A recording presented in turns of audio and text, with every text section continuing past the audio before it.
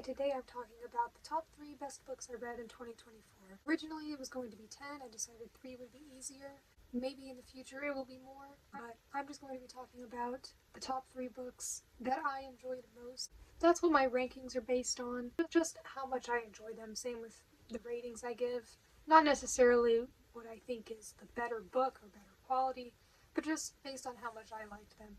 Also, this video will only contain fictional books. Of course, nonfiction counts, but this video is only going to contain the fiction that I read. However, I did read a lot of great nonfiction in 2024 as well. Individual reviews of each of these 3 books are on my channel, and these are just books I read in 2024, not necessarily books that were released in 2024. In fact, none of these were.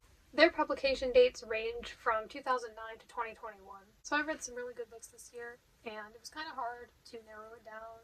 Now, I have decided for this to be my top 3, but perhaps some of these rankings could be swapped out and I'd still feel pretty much the same. But I just wanted to narrow it down because I do like to rank things.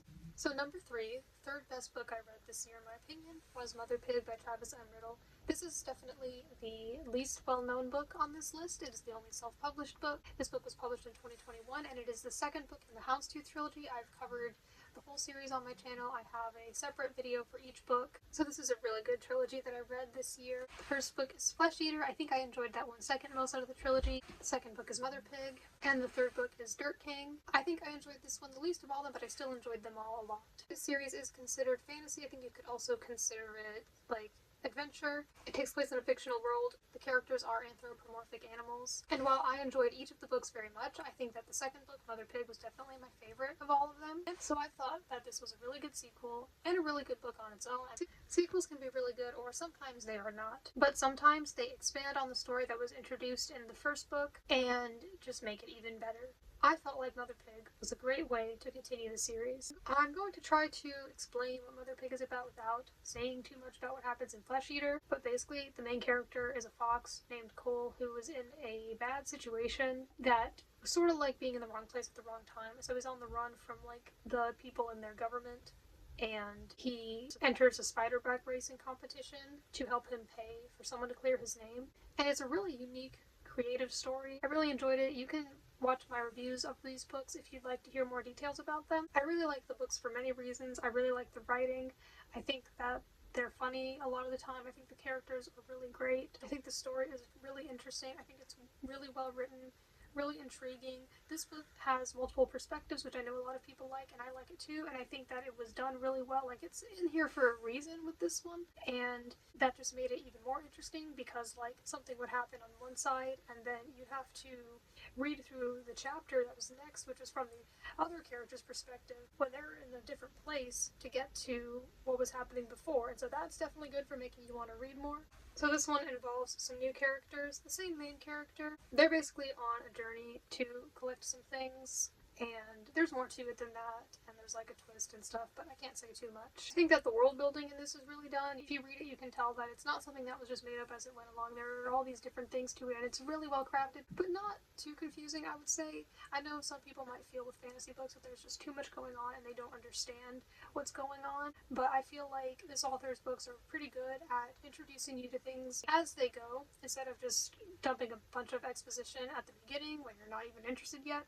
He'll get you interested first, and then explain things as you go. Like, he'll explain things about a certain place once you actually get to that place. Or he'll explain things about someone's backstory when it becomes relevant. And I feel that even though the characters are animals, they are anthropomorphic, so there is a lot of relatability, particularly when it comes to certain personalities, emotions, family situations, things like that. And that is one of the biggest things I want to say about this book, is the emotions that it made me feel. This book is really good in general, but there was a particular moment, and it's near the end, so I definitely will not say what it was, but there was something in it that happened that there have just been few books so far that have made me react that strongly, and it was really good because it shows that you really care about the story and the characters. That moment alone, I think, puts this book in the top 3 for me, but it wasn't just that. It was also the way it was written, again, talking about the great writing, that added to why that moment was so I guess you could say, impactful. I think the story was really fun and interesting. The group of characters that it follows were really interesting because they were quite different from each other. They weren't all just best friends on this journey. Some of them actually did not like each other very much, but they were basically forced to work together because the stakes are very high. They basically have to save the kingdom. So that was really interesting to see this group of people work together who are from different parts of the kingdom. Some of them have different values, things like that. And so it was really interesting to see those different personalities together. I think this book was just really fun to read. It was really fun to read some of it each day and see what would happen next. I was definitely invested. I think this series is just really good, really creative, really funny, really interesting. I definitely highly recommend it. It's just such a fun, enjoyable story, and I think that Mother Pig is definitely the best of all the books. Now on to number 2. Number 2 is Miss Bixby's Last Day by John David Anderson. This was published in 2016. It is a contemporary middle grade novel. This was actually the first review that I did on this channel, and although I read this earlier in 2024, it was still definitely one of the best books that I read. It was one of the books that I read when I was getting back into reading a lot more, and I think the fact that I read this really helped with that and really made me eager to read more. I had read a couple of books by this author before, and I really enjoyed those, but this is my favorite of his so far. This is a story about 3 boys who are classmates and friends, and they have a teacher who is ill, and she was going to do this party before she has to step away to recover, but she ends up not being able to do that. And so the boys plan a day to skip school and plan like this perfect day for her and visit her. Between all the books on this list today, this one is definitely the most realistic and most relatable. The last one I couldn't really relate to a lot of the situations. I mean, there were some things, because like I said, the characters in the Houndstooth trilogy are relatable, but just in terms of the situations the characters are in, this one's definitely the most relatable, because I can relate to having been in school and having teachers that meant a lot to me. And if you've ever been in that position, then you might find this relatable as well. It is middle grade, but that does not at all mean that it's not mature. That's just the age of the characters and who the target demographic is for these books, but just like how many adults still read young adult, I think that many adults could still read middle grade as well. I think that this author's books are really profound, not in like a boring, overly philosophical way, but just they go over big, important topics, and I think that can be great for helping kids of the target age of these books understand the situations that they're in and the feelings that they have. And I think it can help them put those feelings and thoughts into words, which is really good. So yeah, this story is definitely profound. It has a lot of emotional depth to it and maturity and seriousness. It is definitely a more serious middle grade book. I mean, a lot of them are serious, but I think this one is perhaps one of the more serious ones. This is just a standalone, and I thought it was really fun and interesting. I was definitely very invested in it and enjoyed reading more each day. I was really interested in seeing what would happen next. And it does get pretty emotional, particularly near the end, and I think it's good when a book can make you feel something strongly, whether it's positive or negative. This book was really interesting to me, and another thing I like about this author's books is you'll often learn a bunch of random things in them. Not in like a boring educational way, but just it'll be like part of the story. It'll just be randomly thrown in there, and I think that's cool. So that's another reason why this book is good. This is the only standalone book on this list, but I definitely read a lot of standalones. I just really liked the friendships and relationships in this book, and I found the story really interesting. It was the kind of thing where I was just caring for the characters, wanting them to succeed, and overall I think that this was a really good book. At the moment, I don't know what my favorite book is. That's pretty hard to decide. I knew like 5 to 6 years ago, but that was a while ago, so I don't quite know now. But this one might definitely be up there. I just thought it was really fun watching these 3 characters go to different places and trying to do things and struggling along the way and getting into fights at times and the interesting people that they met along the way. It was definitely a fun story. The number 1 spot, in my opinion, best book I read this year. This is once again another sequel and another second book in a series, and it's definitely the most popular on this list. That would be Catching Fire by Suzanne Collins, the second book in the Hunger Games trilogy. So I made a video about the main 3 books in the trilogy, all of those just gone over in one video, and I also made a video about The Ballad of Songbirds and Snakes. That was its own separate video. So I really enjoyed reading The Hunger Games in 2024. I go more over it in the video, but 2024 was basically when I read the whole series for the first time. At least definitely when I read this one for the first time. And I think that The Hunger Games in general are some of the best books I've ever read, especially this one. I think that Catching Fire is often the fan favorite. It seems to be a lot of people's favorite in the series, maybe not everyone's, but it was definitely mine. I thought this book was definitely just insane. I mean, there's a lot going on, but not in a way where I felt overwhelmed, more of in a way where I was intrigued. I think that it was great with, like I said, how sequels can expand upon something that was introduced in the first book. That is literally what this does, and on a very large scale. It was the kind of book that I read pretty quickly and would definitely like to just keep reading more. Like sometimes I'd stop after a chapter, but sometimes something really interesting would happen. I've said this in my reviews of The Hunger Games, but it felt like every chapter in the trilogy ended with either a cliffhanger or something really impactful.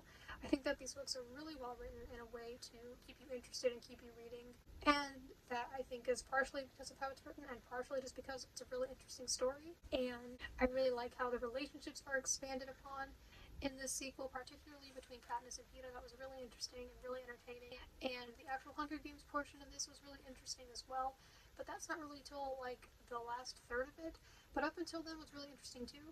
Like I said, there were just so many things going on, a lot of unanswered questions and things, and I was definitely very intrigued. I think that this book is really exciting, really crazy. I think that the world building is done really well. I don't think that every part of a book needs to be super interesting. I don't think that books always have to start out extremely interesting from the very beginning, but I felt like this book did that. Like, this whole book was just really interesting. Nothing really felt wasted. Everything felt like it contributed to it. Not only that, but in a great way. And the whole thing just felt really fun to read. I think in the trilogy, I liked this one the most. The first book, The Hunger Games, the second, and Mockingjay the last. I still liked them all very much. Still gave them all 5 stars. But this one was definitely my favorite. And also, as I said, I think I enjoyed Mockingjay the least out of the trilogy, which does not at all mean that it was bad. Like I said, my ratings are pretty much based just on how much I enjoyed them, and Mockingjay was really depressing. And I get that that's part of the story, but Catching Fire is like, well, it kind of goes on with the title. You know, fire has started. Like, The Hunger Games, the first book was very interesting already. But then here, you've got this momentum built up, and there's a lot of crazy stuff happening before it just gets absolutely out of hand in Mockingjay. Now, I don't think that Mockingjay was doing too much. I think that's just part of the story. I think it was fine.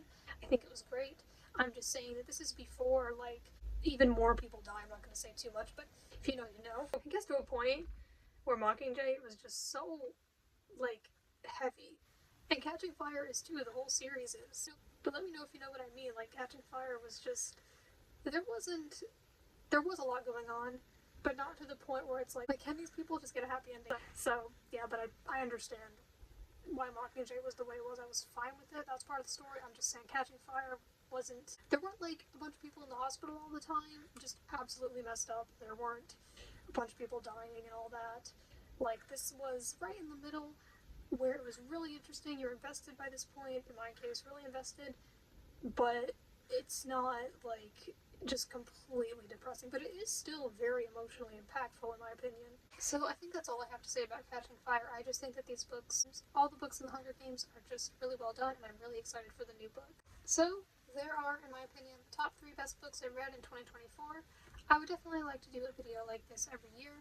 So to give a recap, number 3 was Mother Pig by Travis M. Riddle, the second book in the Houndstooth trilogy, which I really recommend. Number 2 was Miss Bixby's Last Day by John David Anderson. And number 1 was Catching Fire by Suzanne Collins, the second book in the Hunger Games.